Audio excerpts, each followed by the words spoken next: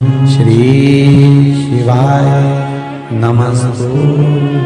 एकादशी कौन है,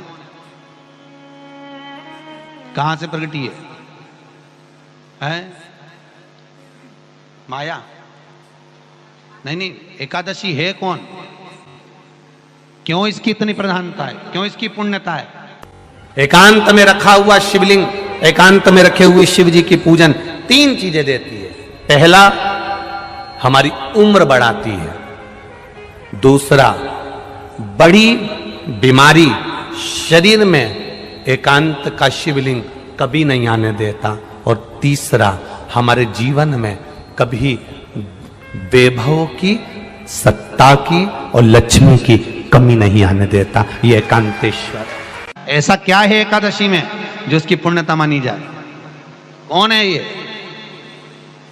जो भगवान नारायण तक एकादशी का व्रत करते हैं?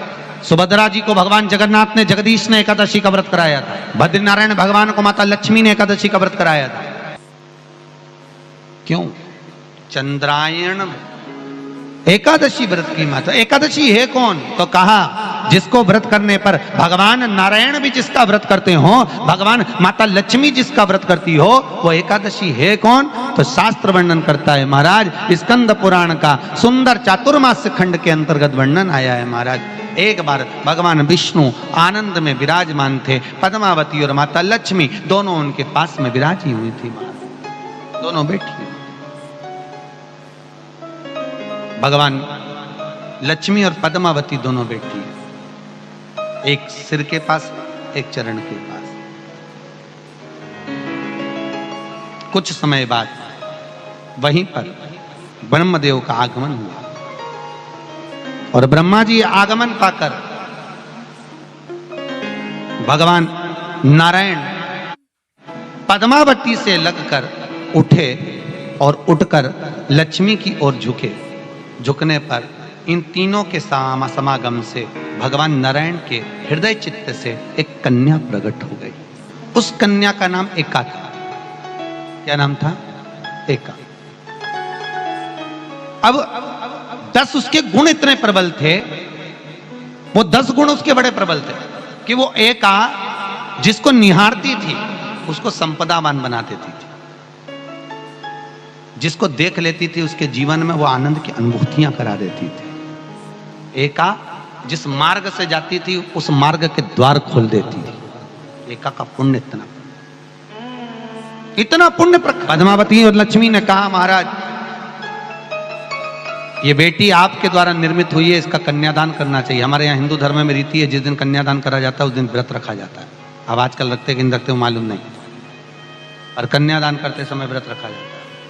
व्रत रखना, एका का कन्यादान करना है। भगवान बोले कन्यादान करें, किसको दें? एका किसको दी जाए? एका प्रदान किसको करी जाए? पुण्यता किसको दी जाए?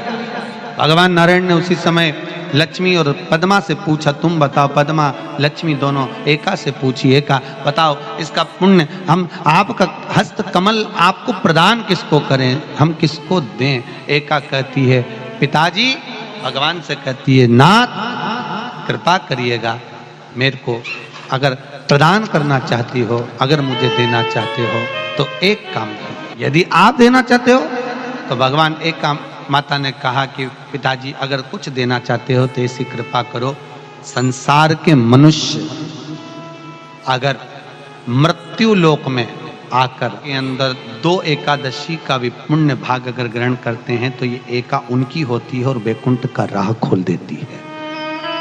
इनके जाने से पहले अगर मैं प्रवेश करती हुई जाऊंगी और इनके मार्ग को सुलभ बनाती हुई जाऊंगी, वो एका 10 गुण के कारण एकादशी।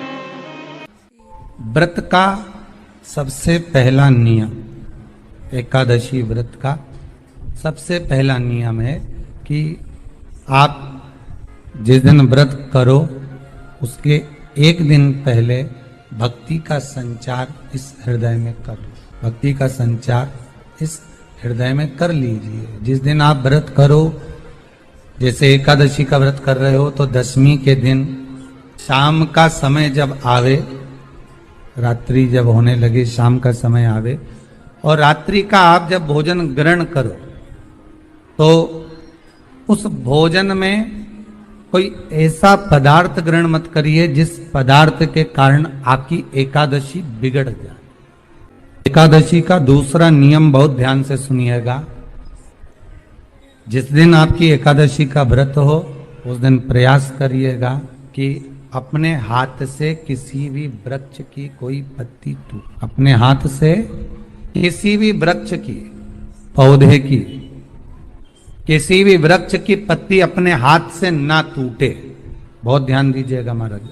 एकादशी का ये दूसरा नियम है कि अपने हाथ से किसी पौधे की, किसी वृक्ष की, किसी डाली की कोई पत्ती ना टूटे, इसका प्रयास करिए। यहाँ पर तीसरे नंबर का जो, चौथे नंबर का जो उपाय बताया है, उपवास करने का जो नियम बताया, उसमें वर्णन किया एकादशी के दिन अगर आपका व्रत है तो आप भूलवश भी डब्बे में रखी हुई रोटी गाय को ना देते हुए कुछ थोड़ा सा फलहार, कोई केला, कोई सेब, जो आप खाते हो, अंगूर, पपीता, जो आप ग्रहण कर रहे हो, उसका थोड़ा सा भाग आप गाय को प्रदान करो। आप गाय को दीजिए। रोटी ही दिए, डब्बे में से निकाल के ले गई, गाय आई है रोटी देना, देव मना नहीं। बाकी के दिन आप आपके बेटे से कह दो रोटी दिया बेटा जा, पर आप अपने हाथों से, आपका व्रत है तो आप फलाहार आप कर रहे हो तो फलाहार का ही दान गौ माता को दीजिए। पांचवा वर्णन किया चतुर्थ भाव में, बन सके जितना एकादशी के दिन भगवान का ओम नमो भगवते वासुदेवाय का जाप करें या अपने गुरु मंत्र का स्मरण करें, या जो मंत्र आपके हृदय में समाहित हो, श्री शिवाय नमस्तुभ्यम, ओम नमः शिवाय, राम कृष्ण शिव, जो मन पड़े उसका भजन करें, पर दिल से करें। जितनी देर करते बने उतना देर करें।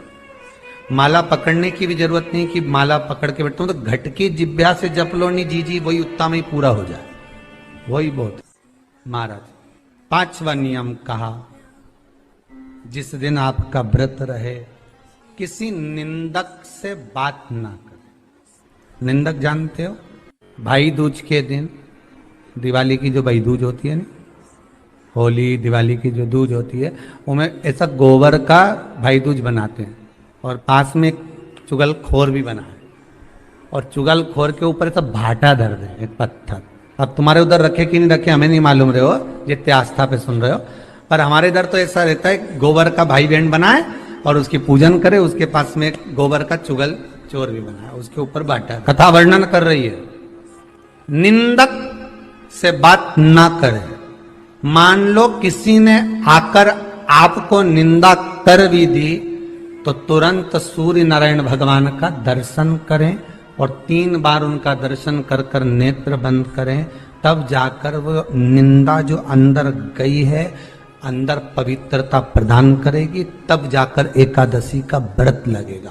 पहले तो प्रयास करो, अगर जो निंदा करने आता है ना तो उसको उस दिन एकादशी वाले दिन दरवाजे पे लिख दो कि चुगल चोर। फिर कहा जीव की हत्या ना करे, अगला नियम है, अपने द्वारा जीव की हत्या ना हो, प्रयास करना, किसी को कष्ट ना हो। 18 नियम में से एक नियम और, प्रयास करिएगा एकादशी जब भी करें तो द्वादशी से जुड़ी हुई करें, दशमी से जुड़ी हुई एकादशी कम करें। जो वैष्णवों की एकादशी कौन सी होती है? जो एकादशी द्वादशी से जुड़ी हो, दशमी से नहीं। दशमी से जुड़ी हुई एकादशी व्रत कहलाती है और द्वादशी से जुड़ी हुई एकादशी पुण्य फल प्रदान कर कर वैष्णवों को भगवान के चरण में छोड़ आती है। इसलिए एकादशी द्वादशी से जुड़ी हुई होना चाहिए, वैष्णव एकादशी। फिर अगला वर्णन किया गया महाराज, शास्त्र कहता है, अगला वर्णन जो किया गया उसमें बताया, प्रयास करें जिस दिन एकादशी हो उस दिन घर में बुआरी झाड़ू आदि जो लगती है वो दूसरा लगा ले। क्यों? उसका वर्णन है, अगर आप बुआरी लगाएंगे, झाड़ू लगाएंगे, पोछा लगाएंगे तो हो सकता है कोई जीव आपके हाथ के द्वारा मर जाए। अब एक बार ये कथा हमने काशी में कह दी थी, कहां करोगे? सारे व्रतों में केवल एक व्रत ऐसा होता है एकादशी का, जिसका उद्यापन पहली एकादशी पर भी कर सकते। सारे उद्यापन में केवल एक उद्यापन ऐसा होता है, सारे व्रतों में एक व्रत का उद्यापन ऐसा होता है, वो है एकादशी का। ये जरूरी नहीं कि 26 पूरी होगी तभी तुम करोगे, या तो पहली में ही कर लो या फिर 26 पूरी हो तब कर। पर उद्यापन, अब तुमको ऐसा लगे कि हाँ मैं अभी तो जीऊंगी हो, अभी तुम्हारा बाल भी धोला नहीं हुआ, तुमको ऐसा लगे तो अभी तो पहली पर करने से क्या फल मिलेगा? तो एकादशी की नियमावली कहती है, अगर मान लो आपने पहली एकादशी पर भी उद्यापन कर लिया, इसके बाद में जितनी एकादशी करोगे वो सारी तुम्हारे खाते में जुड़ती जाएगी। मतलब बैंक में खाता खोल लो, ठीक है, खाता खोल लिया, अब जितना कमाता जाओगा उसमें डालते जाओ, जितनी कमाई करके लाओगे उसमें जमा करते जाओ। एकादशी एक बार उद्यापन पहले भी हो गया तो बाकी का पुण्य तुम्हारे खाते में, उसका पुण्य। एकादशी का उद्यापन बड़े महीने में माघ शुक्ल एकादशी के दिन, माघ का महीना हो, शुक्ल पक्ष की, जम के बोलिए, एकादशी हो, प्रयास करना कि आप उद्यापन करें, भले 5, 10, 11, 12 जितनी एकादशी हो जाए, 26 हो जाए तो ज्यादा अच्छी है, नहीं तो आप करें तो माघ महीने की शुक्ल पक्ष की एकादशी के दिन आप उद्यापन करें। प्रयास करें बड़े महीने के अंतर्गत जो उद्यापन, हाँ चतुर्मास के अंतर्गत उद्यापन नहीं होता एकादशी का, बहुत ध्यान दीजिएगा।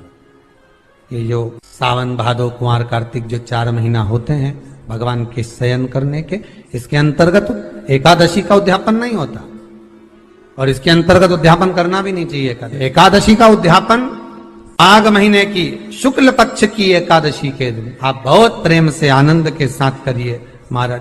परंतु एकादशी के उद्यापन में सबसे ज्यादा अगर कुछ जरूरी होता है तो 24 तरह का नैवेद्य जरूरी होता है।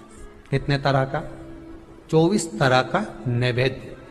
अब आप कहोगे गुरुजी उद्यापन हम कर रहे हैं एकादशी का, तो उसमें तो फलहार का हमें नैवेद्य बनाना चाहिए। तो फिर ये पुराण के अंतर्गत स्कंद पुराण में ये चीज लिखी है कि एकादशी का जब उद्यापन करते हैं तो 24 तरह का नैवेद्य बनाकर सिद्ध करते हैं। 24 तरह का नैवेद्य जान रख लेना, हलवा बना लो, खीर बना लो, पूड़ी बना लो, सब्जी बना लो, पकोड़ा बना लो, भजिया बना लो, ऐसे 24 तरह का नैवेद्य अलग अलग चाहिए। पर लोग क्या करते हैं, खोपरा पाक बनवा लेते हैं 1-2 किलो और 24 जगह रख देते हैं। 24 तरह का नैवेद्य रखा जाता है। एकादशी के दिन भगवान का पूजन का पूरी तैयारी कर कर, मंडल आदि बनवाकर, विद्वान ब्राह्मण को बुलाकर, कर्मकांडी ब्राह्मण को बुलाकर, जो भगवत सेवा में एकादशी का उद्यापन कराए, उन ब्राह्मण के चरणों को नमन कर कर, प्रणाम कर कर एकादशी का पूजन करवाइए।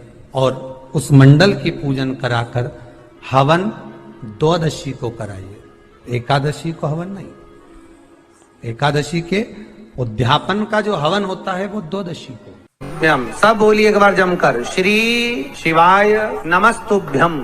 प्रैक्टिकल जरूर करना, कहीं सियोर वाला महाराज झूठ तो नहीं बोल रहा। शास्त्रों की बातें हमारे जीवन में हमें सुख प्रदान करे, इसलिए इस भाव का आनंद करते हुए आज की कथा को विराम देते हैं। वीडियो पसंद आई हो तो शेयर करें, लाइक करें, सब्सक्राइब करें।